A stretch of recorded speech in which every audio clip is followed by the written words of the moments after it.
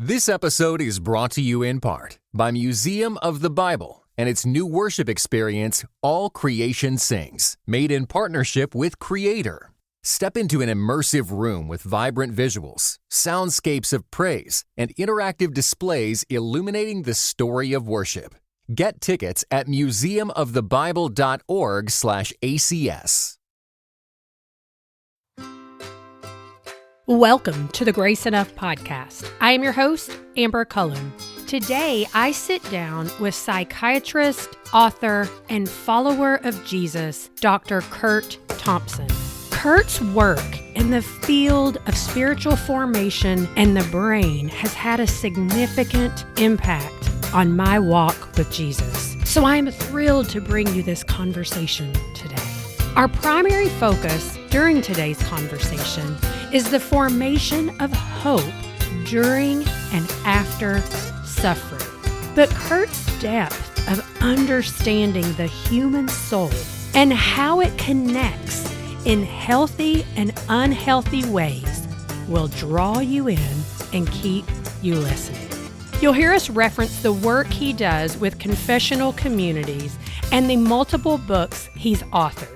All of those links can be found in the show notes at graceenoughpodcast.com. If you find this conversation as thought-provoking and as helpful as I did, I ask you to share it with your friends or your small group or on social media or anywhere that you feel someone will be impacted for the kingdom of God. Dr. Curt Thompson, thank you so much for being on the Grace Enough podcast today. Amber, thanks so much for having me. It's a real privilege, and I've eagerly anticipated our time together. It's great to be with you. I am I'm so looking forward to our conversation. And so I love to have people share a little bit about their early faith journey. How did you come to know Christ? And I like to share that because not everyone that's listening is familiar with every guest that comes on the show. So share a little of that with us. Yeah. Well, Amber, my experience of encountering the King is one, as I've gotten older, I think, I think what happened is that the King came and found me. Mm-hmm. And he found me in one memorable time when I was 13. I grew up in an evangelical Quaker community. So I was discovered at a church camp when I was 13.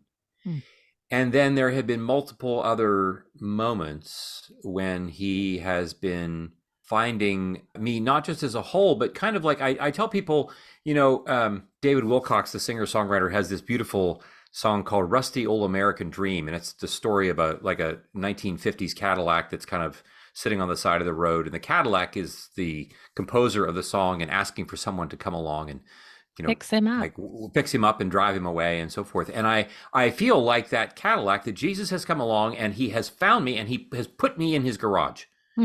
And when I was 13, he put me in his, I've been invited into the King's garage.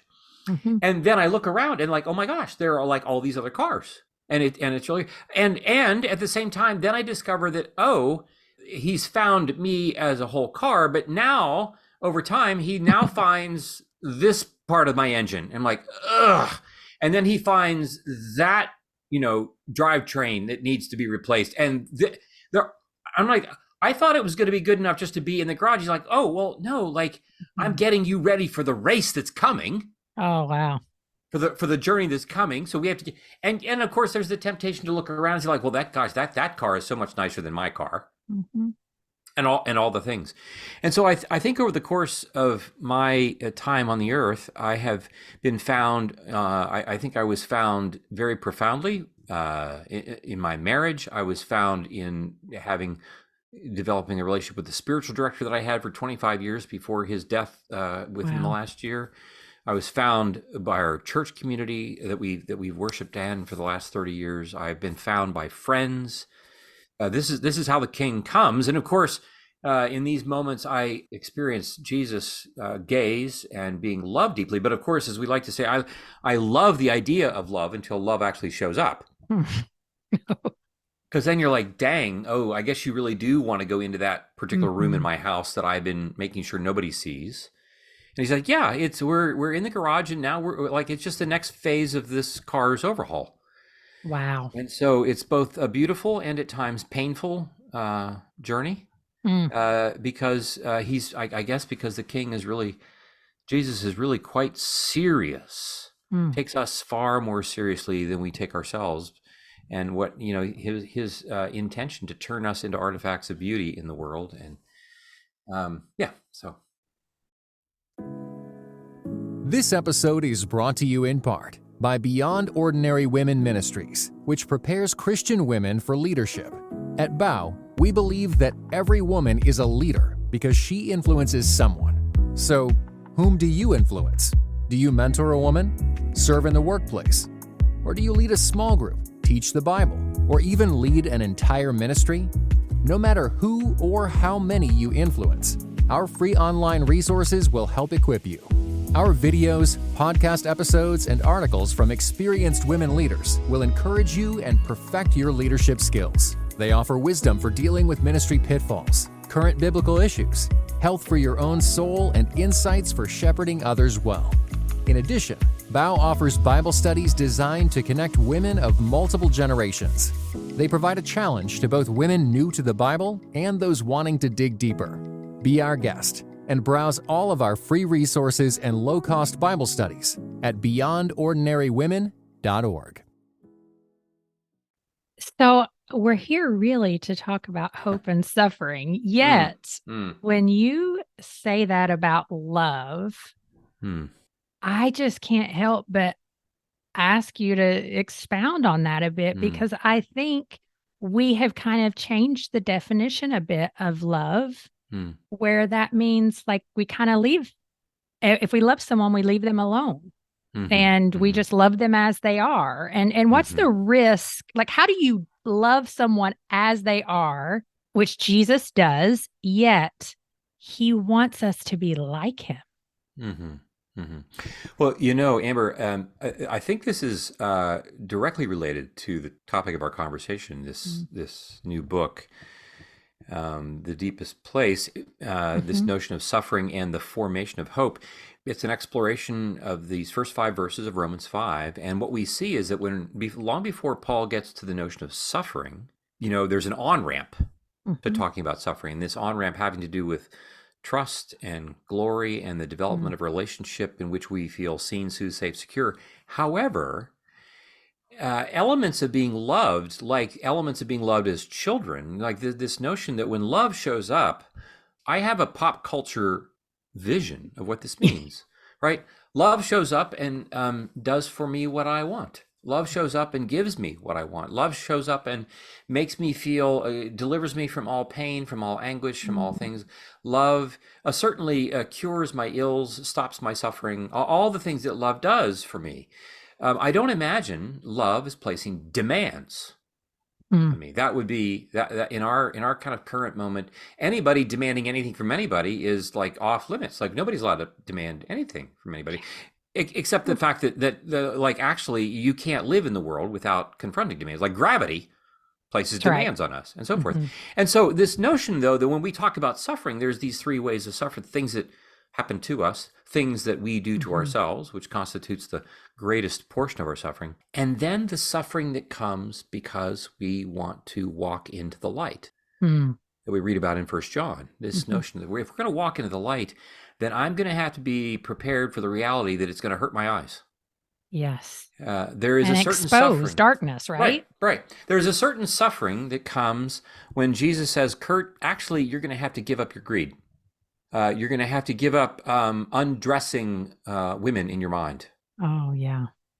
You're going to have to give up your impulsivity. You're going to have to give up part of you that enjoys, actually, without wanting to admit it too much, that enjoys holding grudges. You're going to have to forgive people. You're going to have to become a person of greater love, joy, peace, patience, kindness, goodness, all the rest. And this all reminds me of the story in Voyage of the Dawn Treader that Lewis writes about Eustace, who has become a dragon. And as a dragon is like, his family, friends want nothing more to do with him. That's and right. He's so sad until Aslan shows up and asks the question, may I undress you? And layer by layer by layer of scales, Aslan tears off of him, but that's what he tears it off. Mm-hmm. And anybody, any of our listening audience who's ever had to give up an addiction, mm-hmm. we know, like, to give it up, there is a suffering that is involved in this. If I'm 60 pounds overweight, and I'm going to lose, like, there's going to be a suffering. If I'm out of shape and I'm going to get in shape, there is going to be a suffering. There is going to be a price we pay. If we're going to follow Jesus, we're going to discover that he is going to place a demand on me, because it's not just about he wants me to behave right. He wants me to become mm-hmm. something. And so in that sense, being loved is not just about me getting what I want. It's about me becoming something mm-hmm. that I can't imagine unless somebody else is seeing it on my behalf. Mm-hmm.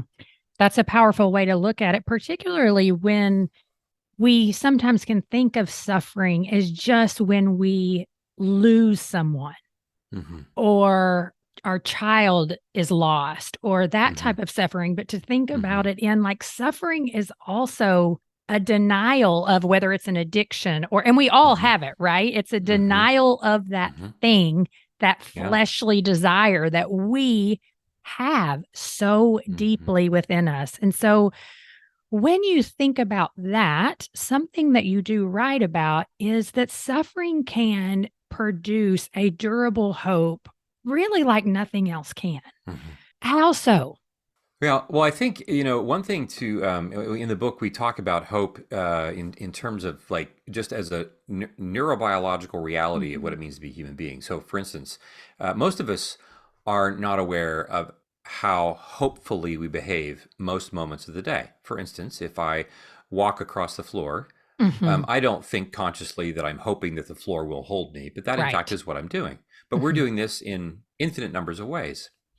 It is when I am in a place of suffering, it's when I'm in a place of doubt, when I'm in a place of pain that is not immediately resolved, that the development of hope in a durable form becomes most capable of being formed. In this way, we would say that if we are paying attention to Paul's language in this passage in Romans, where he talks about faith, which is really about attachment. It's really about who am I trusting? Who, not what, not a concept, not a theology, not a belief in Christianity, but a trust in the person of Jesus as it's mediated through the body of Jesus. If I have relationships that enable me to feel that and have to sense in my chest that I am not alone in the middle of my pain, I begin to have experiences in which my pain itself is my experience, and the story that I tell about my pain is different. If in the middle of that pain, Amber, you are someone who says to me, Curt, I'm not leaving the room. And of course, I'm already calculating, well, I know that's what you'd like to believe, but I know that there's going to come a point in time when you're going to get tired of me. Right. You're going to get tired of my pain that doesn't go away. You're going to get tired of all my efforts to do the work I'm trying to do, whatever it is that whether it's my cancer or my alcohol addiction or whatever it is, there is a part of me that believes you're leaving. And if you are saying, like, actually, no, I'm not leaving the room, and you remain, you literally give my brain and my body and the story that I tell about myself an opportunity to be different, to be renewed, to have a different imagined future, not one in which my pain goes away, but one in which I imagine a future in which you don't ever leave the room. And this is what Jesus is saying, like, lo, I am with you always. In this world, you will have trouble. You will have tribulation. You will suffer. That's not the final narrator of the story. The final narrator is me, who is with you. Yeah. And always. That's what I want you to pay attention to. And we can say this theologically, and it's a nice idea, but if I don't have experiences in my life in which I feel it in my chest with real live people, it will be very difficult for hope to be a thing that I form. The way the brain works, we anticipate a future based on the collection of memories that we are storing up that are based on the experiences I'm having right here and now. That's right. And if I'm having an experience in which you, Amber, do not leave the room, that becomes a memory that I encode. And if I encode a number of these together, it begins to form my anticipated future, which is what hope is all about. It's a future state. Mm-hmm. I'm anticipating I'm not primarily paying attention to my pain going away. I'm paying more attention to your presence and to the presence of others, the presence of the King with me, even in the middle of the pain, which transforms everything.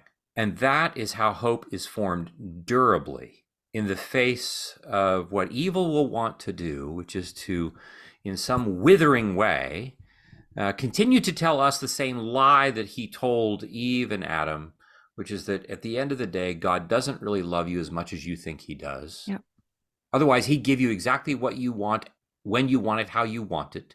Mm-hmm. So you should feel free to take from the tree of the knowledge of good and evil, rather than wait for God to give you things. Mm-hmm. But this becomes the manner in which we not only have our own story transformed, but this becomes a witness to everyone else around us. Yeah. So I do think about the way our brain is wired, and yet how it can change. It can form new pathways. Yet that does take a lot of work for someone whose early experience is, no, people do leave. Mm-hmm. And now unintentionally, we have ascribed that to who God is. Mm-hmm. I know for me, I mean, I've walked with Christ for 25 years now, but it was only like 2.5 years ago that I realized, wow, the same belief that I have had, I can lose your love. I have put that onto God as well, because of some childhood experiences. Of course. And so how do those people then get to a place of secure attachment to where they can build durable hope? Because we have to practice it if it has not been our reality in most of our formative years, right? Mm-hmm. Like, how do you get to that place? Yeah. So the example I use with many patients and in many circumstances is the following. If you have a near drowning event as a 4-year-old, the most effective way for you to never be afraid of the water is to just never go back to the pool. That's how you avoid it. I'm never going to be afraid again of the water because I never go back to the pool. And then you get into your 20s and you have all these friends who are having pool parties. Mm-hmm. And you're like, avoiding it is not the answer. Right. And the thing is that like, it's not about the pool. It's about the people. That's why they want to have the party. Mm-hmm. But that's where they're having it. And they want you to come. And you'd like to say, well, I know I can't come to the party. And like, well, no, yes, you can. But like, I am afraid. Yeah. And you're not going to be able to learn how to swim on the internet. But we would like to say, oh, wait a minute. Could I somehow find a way to rid myself of my fear, to go back to the pool without having to actually encounter my fear at all, in any way, shape, or form? And the answer is no. No, you can't. No, you can't. And so we have a choice. I mean, this was the story of the rich young ruler. I mean, Jesus says, in Mark's gospel in particular, where we read, and Jesus looked at him and loved him. Yeah. And basically says, I don't know what happened to you when you were a young guy, such that you learned, such that you came to believe that you have to work your tail off to get me to love you, which is why you're asking me what you must do to get me to love you in the first place. But I got to tell you, like, that's not working here. Like, that's not going to work in heaven, because in heaven, like, you're not working a lot. In heaven, I just want you to come be with me and then let me love you. That's your job, your work is to be with me and let me be with you. And he went away, and his countenance fell, and he went away sad. And Jesus does not chase him down. No, he doesn't. Jesus, no, wait. Okay, let's see if we can find a better, easier way for you to do this. No, there is no other. There is no other way. If you tear up your knee playing ball or skiing or whatever, whatever you're doing, like, there aren't going to be an infinite number of ways for you to rehab your knee in such a way that it's not going to cost you anything. That's right. And so we would say to the person who's had the near drowning event, what if your friends come and say, look, you just drive and meet us at the parking lot. Don't bring your swimsuit. Just come in your street clothes, and we're going to meet you, and we're all just going to, together, we're just going to sit on the deck of the pool. And you're going to smell chlorine and hear the chop of the water, and your heart rate's going to go up and your blood pressure's going to, and you're going to get afraid. And we're going to hold your hand and we're just going to breathe together.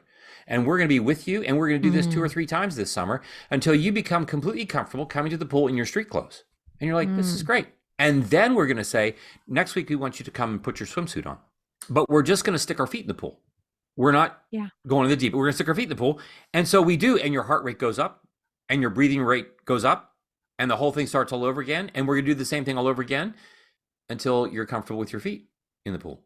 Until by the end of the summer, you're going off the high dive. But not because on the first day we brought you in and threw you in the deep end. That's right.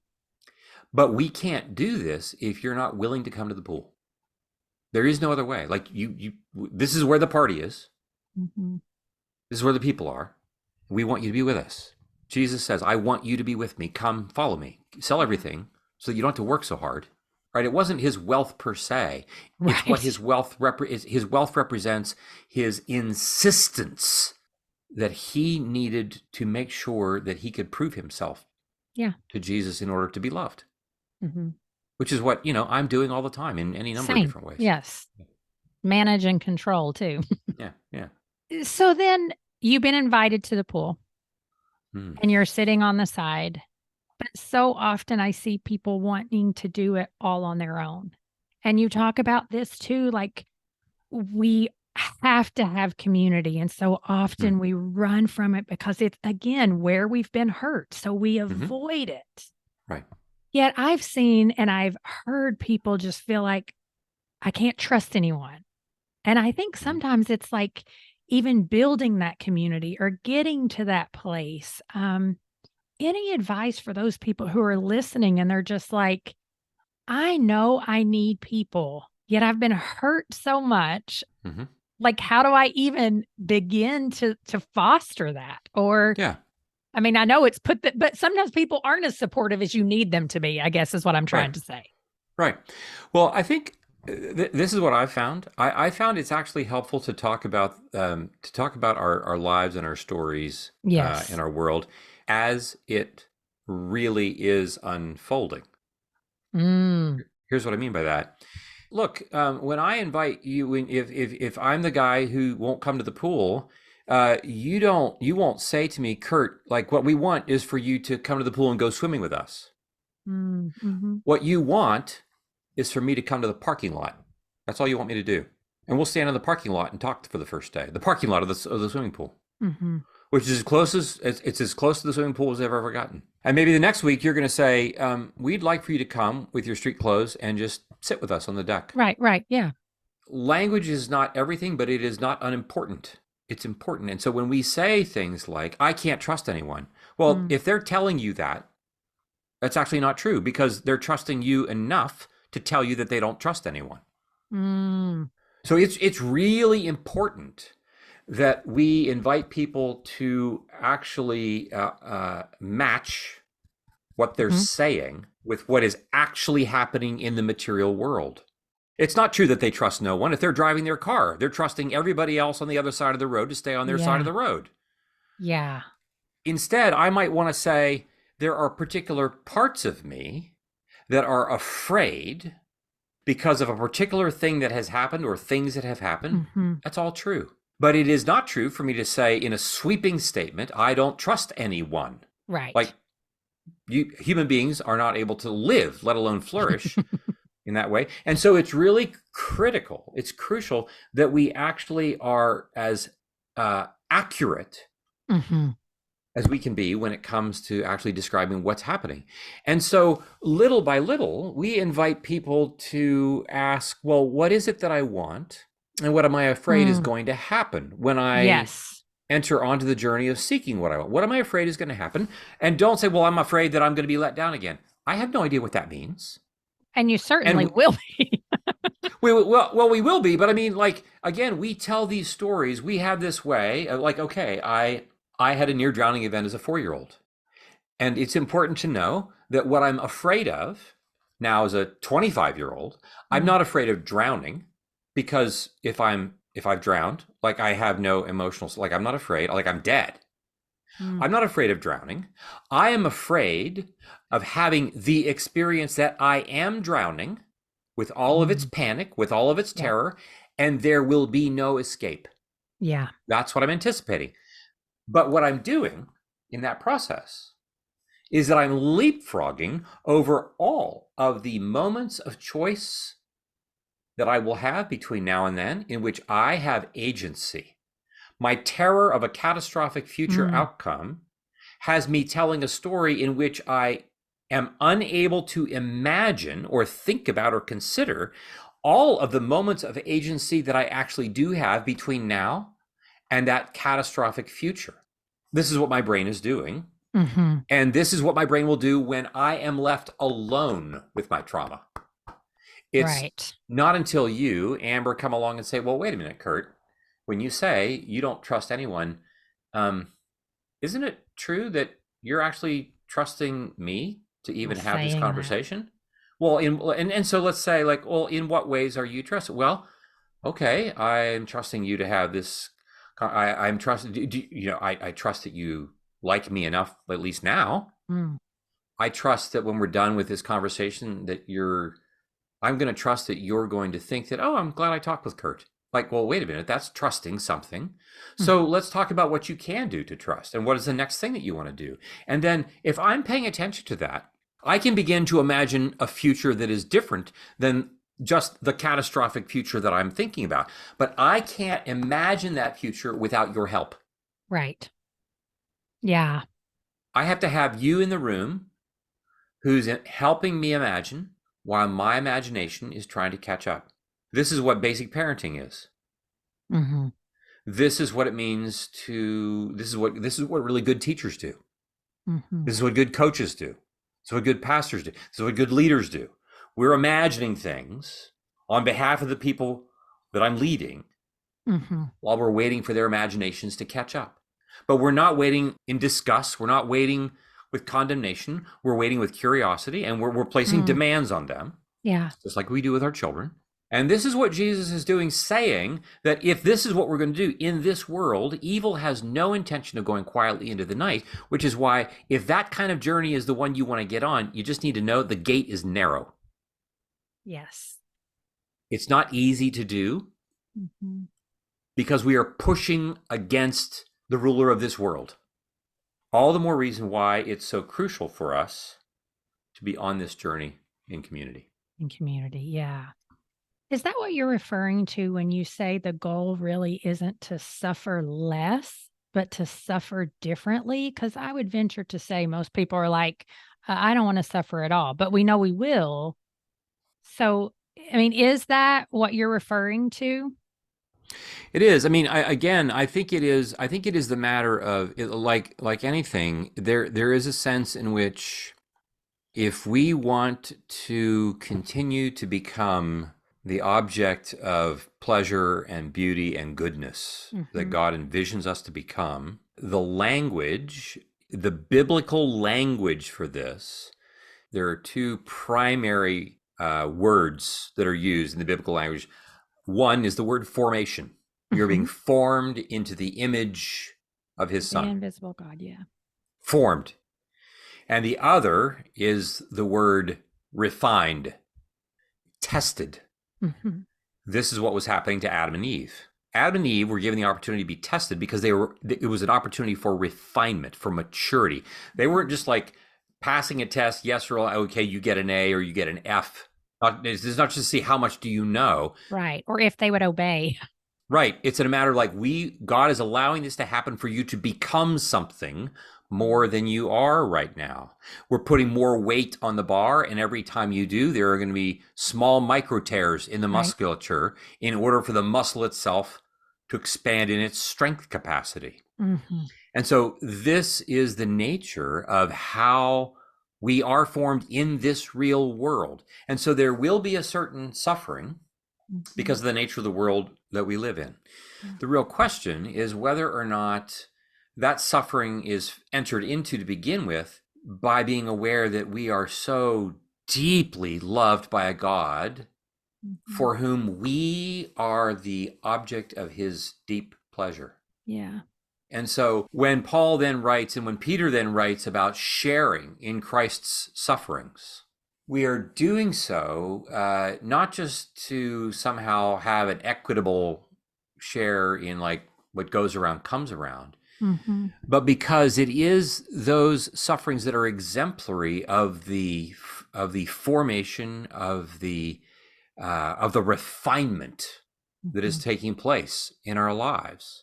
And it not to mention that it also is it is a representation. It is exemplary of, oh, this is the nature of what happens to people who are this serious about following the King. A.W. Tozer once said, "To a world that is running away from reality, those of us who are running toward it will seem like deserters." And we will be criticized as such. We will suffer. We see that to a certain degree, right? Right. But I mean, but this also happens. I mean, like, look, I mean, how many of us, like we know, people in our practice, I mean, patients that we're working with, this notion of like, oh, I come here and I have a history of trauma and this and that and so forth and so on, and I have a particular family system of origin, right? Yeah. And now I want to move toward health, and they're not happy about it.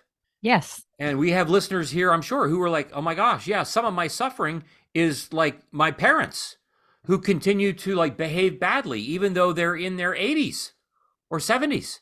Yeah. And I'm trying to do the next right thing, and they're like creating trouble. I mean, there is a suffering that takes place when we are trying to walk in the light, and the systems that we have occupied for most of our lives are systems that are so broken, but expect us to operate by their rules.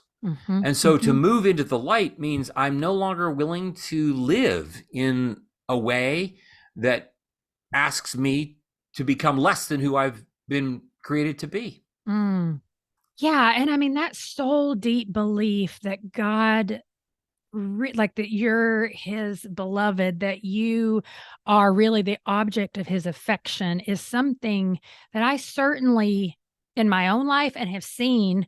It's a struggle for people to believe that really deeply. And that almost takes me back to your book, Soul of Shame, and just that wrestling through as well. Like, oh, I feel guilty that I didn't do this. I feel guilty that I didn't do that. Or how do I love my parents well and honor them, yet step away from, what's happening, that they're causing some of the suffering? How do you counsel in those situations? Yeah. Well, Amber, one of the things that we talk about this with patients in our confessional communities individually. We become what we pay attention to. Absolutely. And so this is, and I tell people at the end of the day, life is actually formation. very, yeah, right. And we are being formed. The question is, what are the By forces? what? Exactly. What are the forces to which we are submitting that are forming us? Yeah. And what I'm going to say, people will have all kinds of responses to that, and I would have these same responses. So I'm the chief among sinners when it comes to responding to me. If you want to be really good at anything, you're going to practice it. If you want to be a really good cook, you're going to cook a lot. You're going to immerse yourself. You're going to study. You're going to try things. But the kitchen, you're going to spend a lot of time in the kitchen. It's true. If you want to be a good golfer, if you want to be a good pianist, whatever, right? If you want to be a professional human being, if you want to be your best personal Jesus follower, then you are going to immerse yourself in the kitchen of God. And what is that? That means you're going to immerse yourself in texts. Yep. You're going to be in the scriptures. And by this, I don't mean like I have my quiet time in the morning in which I read the Bible for, 5 or 10 minutes, and I pray for another 5 or 10 minutes, and then I go off to work. And this, again, this is not some kind of, fundamentalist approach of like this legalistic approach. These are the things you have to do. It's a simple matter of I pay attention to what I want to become. Yeah. And so I need to be in texts. I need to be in the context of genuine worship. I need to be in a context in which I am practicing prayer. Yes.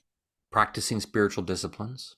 Yep. And it is incumbent upon me to be doing this in the context of a community. Yeah. Now, our listeners might hear that and say, like, well, gosh, I don't have the time for this. And I don't have the, and I will say, I really hear that.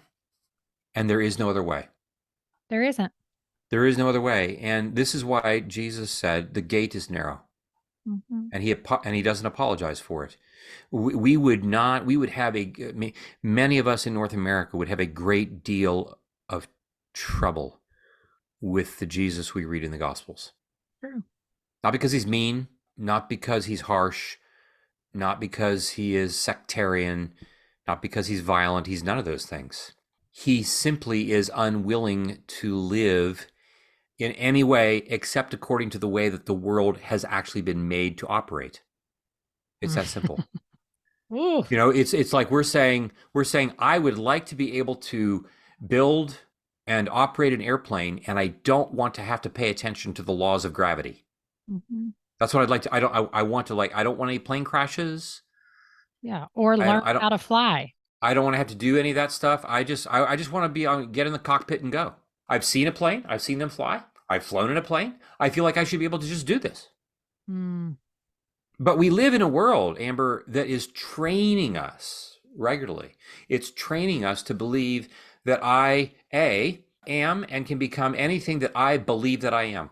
Like there's no such thing ultimately as self-identification. There's no such thing. It doesn't exist neurobiologically. It doesn't exist in the world. We have agency, but I'm only naming things in response to things that I'm witnessing that other people are telling me. That's right. Yeah. And so I don't just decide. And so therefore in the same way, I don't just decide, oh, I'm a pilot and I'll do that. But yes. I'm living in a world that is coaxing me to believe, like everything from the supercomputers that we walk around with in our pockets mm-hmm. to Madison Avenue to whatever. I shouldn't have to delay gratification. I shouldn't have to put in hard work that over days, weeks, months, years in order to become what I want to become. But that's not the material world that we live in. Material world that we actually occupy, the one that we read about that was made, that we read about on the first 2 pages of the Bible, is a world that places great demand on us because God is so joyfully serious about us becoming everything that he envisioned for us to become. Ooh. I don't know where to go from there. Because it's like James K. Smith, his book, You Are What You Love. And we do have agency to choose part of what we love and what we spend our time on. Mm-hmm. And yet, so often we're so entangled in this, like you said, I need the quick fix. I don't want to suffer.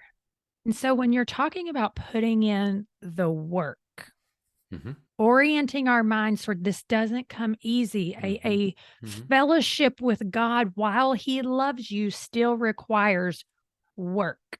Like any significant relationship does. Yes. Right. And so what is that beyond that early morning quiet time? And we may close out with this, because I guess I think about Every Good Endeavor that Tim Keller wrote with Kathy. And I just think about how he talks about continuing to create in the marketplace. And, you don't have to be in ministry to have a close relationship with God. We can do these things in our lives. Like, what does that look like for you? Well, I mean, I would say, I happen to be in a profession in which my sense of creating beauty and goodness in the world is to do the work that I do with patients and patients and the people with whom I work.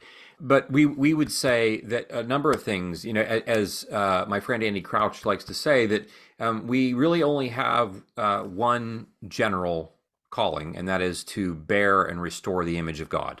Amen. That's our single call. I'm not actually technically called to be a psychiatrist.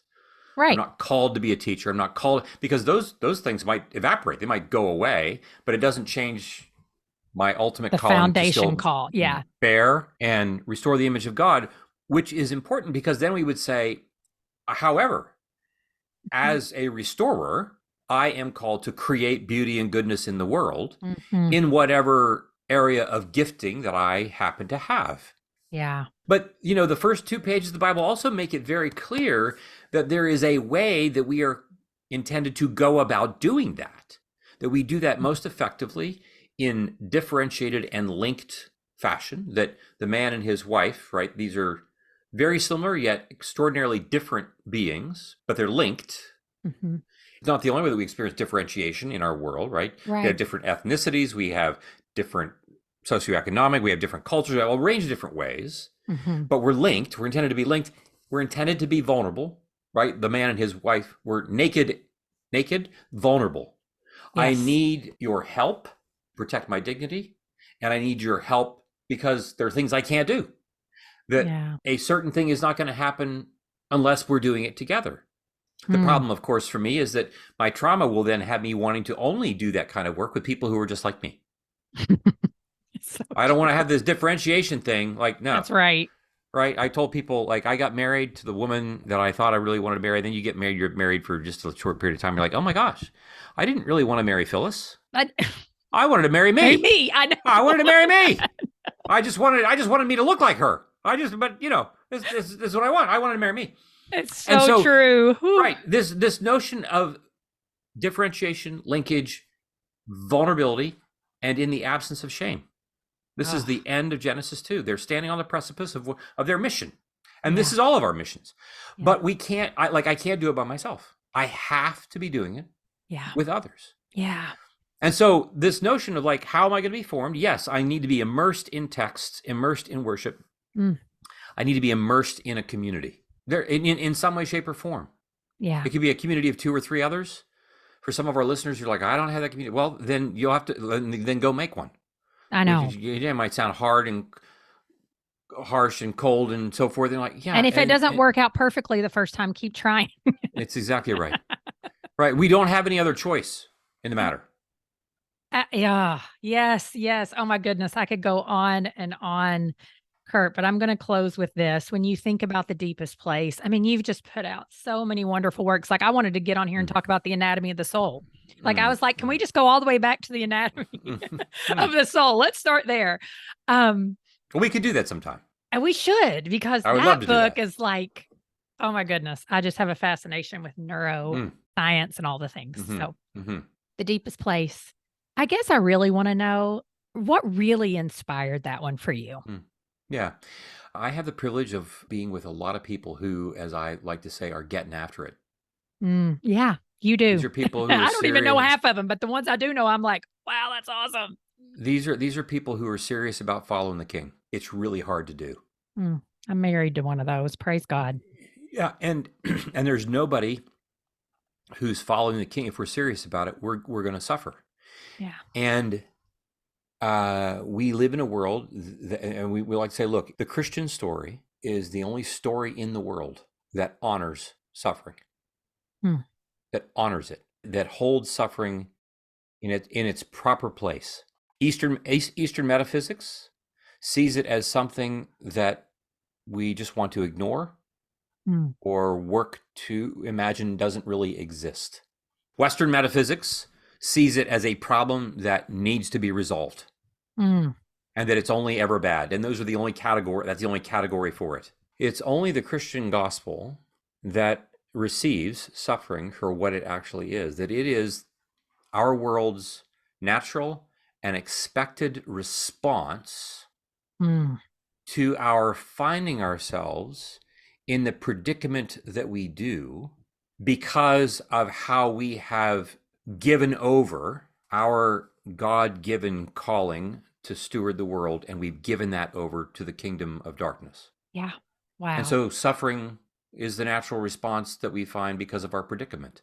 And yet the gospel doesn't look at that and say, you guys, like, screw you. Exactly. Like, I'm so done with you. No, they don't. The gospel comes for us and says, even the suffering itself that is your natural inflammatory response to your own behavior, even I'm going to use that very thing to be part of the redemptive work, such that even the suffering itself will be honored. Wow. And my patients, I say, like, we want to honor the suffering that my patients choose to endure because they have decided they are going to allow Aslan to undress them. And we don't want them to do that by themselves. And I think that as we are willing to like name that suffering, when we name that and name that this is also the natural outcome of what it means to follow the King, we find that in so doing, in the context of a vulnerable community, that experience itself transforms the suffering, while the suffering itself is being used by God to transform us as well. Yeah, absolutely. And I think so many people that I know who have suffered, I've heard them say that very thing. The transformational work. Okay, so tell everyone the Known podcast. Is that correct? The Being Known podcast. The Being Known podcast, right? That you can find my co-host Pepper Sweeney and I, and along with our producer Amy Chella. We're in the middle of having launched our 8th season on putting ourselves in the path of oncoming beauty, and you can find that wherever you find your podcasts. And we're really excited about this whole process of being known. I've got this little nonprofit called the Center for Being Known, and it's going to have its annual conference coming up in a week here in Northern Virginia, called Connections. And you can find me on my website, CurtThompsonMD.com, and on Instagram and all the places, Twitter and Facebook, all the places, right? Is your website also where people can find more information about the confessional communities? I mean, listen, you guys, Dr. Thompson is if you don't know his work, it's 100% worth it. So they can find out more about confessional communities there as well? They can. Absolutely. CurtThompsonMD.com. You can find out more there. You can find out at thecbk.org. That's the nonprofit work.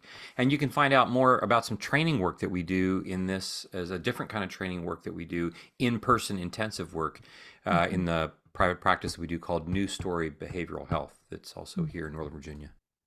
Gosh, thank you so much. Let's get together again. We're going to talk about the anatomy of soul next time. Okay. I'd love that. Thanks so much. Goodness, I am so thankful for the way God is using Curt to expand our understanding of God's work in our souls and in our brains.